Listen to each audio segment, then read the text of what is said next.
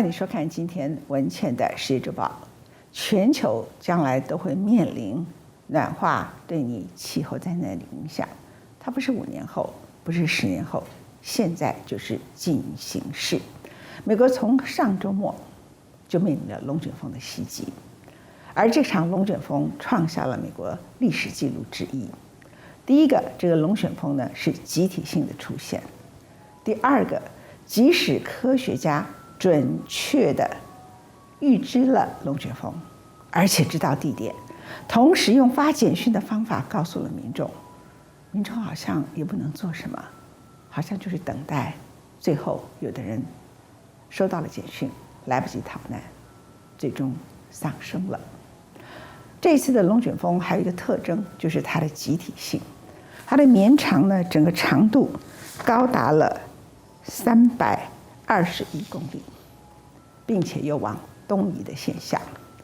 其次是月份，过去很少有12月份的龙卷风。龙卷风通常出现在比较干燥、比较热的时候的天气，所以它通常都是在夏天、秋天那种比较热的一个温度的情况。12月应该是下雪的日子 ，Merry Christmas 很多地方是要下雪的。所以除了上周末美国有可怕的历史性记录的龙卷风之外，本周持续还是有龙卷风，甚至北上到有一些地方从来没有过龙卷风的 Minnesota 州、Iowa 州。美国的例子证明了什么？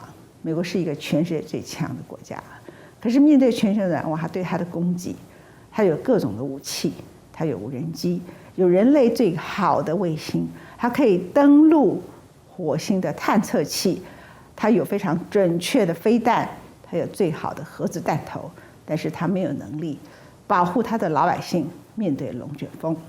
而科学家本身即使准确地预测了地点时间，人们也变成在这个地方大自然里头相当的无助。我们都知道人类面对大自然是渺小的，但是总要等到这一刻你才真正的认知。让我们来看一下上周末非常悲惨的美国这一次往东移的这一场集体龙卷风，它席卷了多少个州，而其中最严重的是肯塔基州。龙卷风有多可怕？肯塔基州州长是这么说的：你站在 Mayfield 和 Dawson 路上，会发现那里2/3的城市都消失了。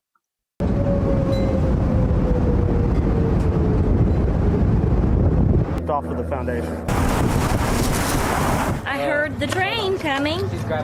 That they say that sounds like a freight train. It sounded like the wrath of God coming down on you. Really? It was horrific. Yep, I lived there for 26 years. And then 26 seconds it was gone. Oh, I can hear it.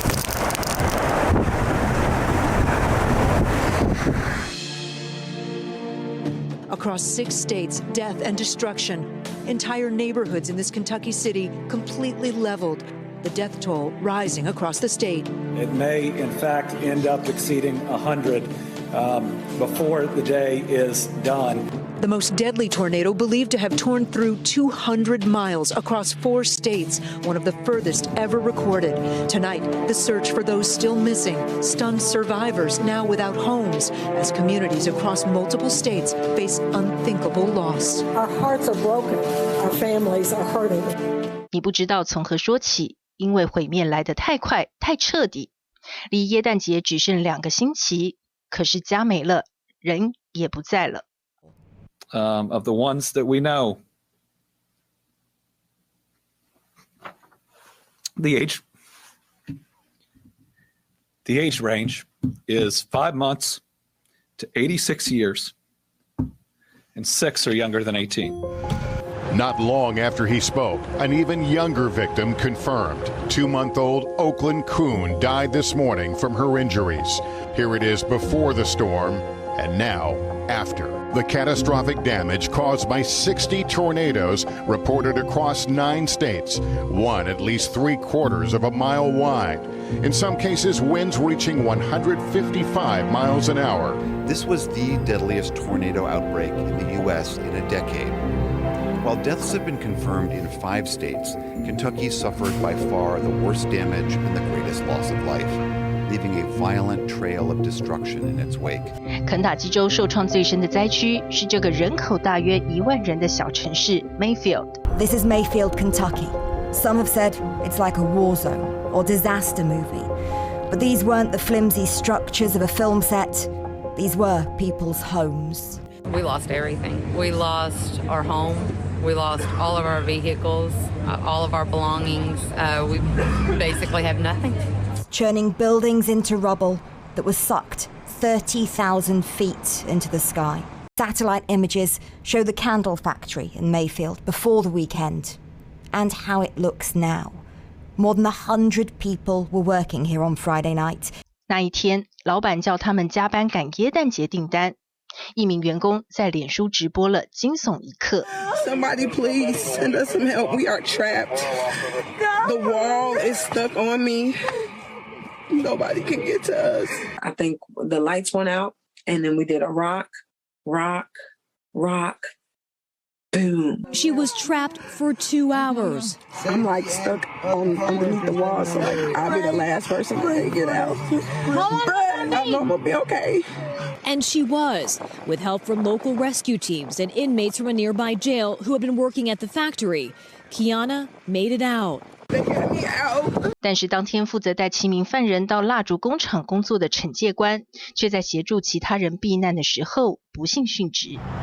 Father, I want to pray right now for this family, Lord. Robert Daniel 的亲友星期一聚集在布朗殡仪馆，这里是 Mayfield 少数没有被龙卷风破坏的地方。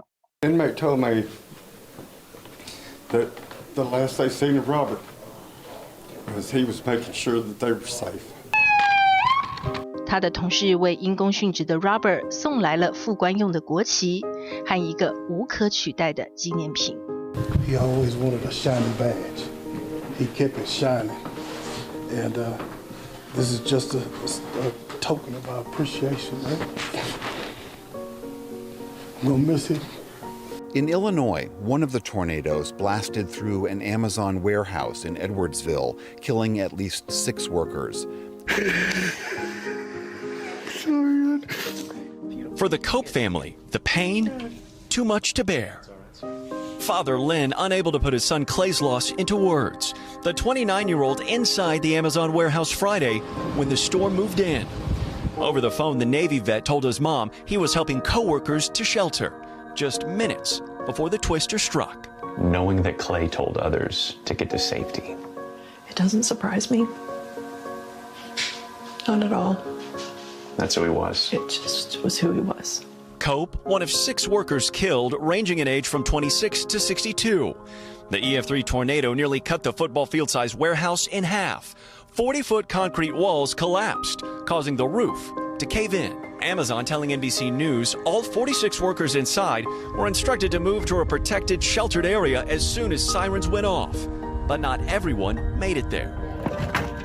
With more than 100 people still missing, the hopes of those searching for survivors are getting harder to hold on to.